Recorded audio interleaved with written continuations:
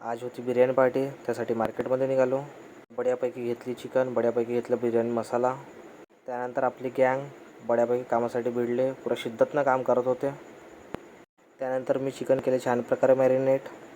त्यानंतर मॅरिनेट करून बढियापैकी ठेवली फ्रीजमध्ये. त्यानंतर समीर डिस्को डान्स करत ललितच्या रूमवर पोचला. त्यानंतर मी केली आपली प्रोसेस चालू. छान प्रकारे पाणी गरम केलं आणि त्यामध्ये आपली जडीबुटी टाकली. अशा प्रकारे जडीबुटी हळूहळू कमाल करत होती. त्यानंतर राईस झाला, त्याला पाण्यातून काढलं, पूर्ण पाणी काढून टाकलं आणि काही क्षणासाठी असंच ठेवलं. त्यानंतर मॅरिनेट झालेले चिकन बढिया गरम गरम तेलामध्ये सोडले. पाहू शकता, वाव. अशा प्रकारे राईसला छान इंद्रधनुष्याचे कलर दिले. त्यानंतर मॅरिनेटच्यावर हळूहळू सोडत गेलो. अशा प्रकारे हळूहळू आपल्या बिर्याणीला छान कलर येत गेला. काही वेळ बिर्याणी ठेवली दम यासाठी. अशा प्रकारे आपली बिर्याणी आली रंगात. वाव, किती स्वादिष्ट. हे पाहून राहून नाही झालं.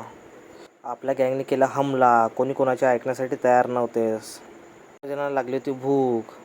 हा बघा कसं कलंतरी करत बिर्याणी खात होता. त्यानंतर सचिनने घेतला दम मारून पीस. वाव.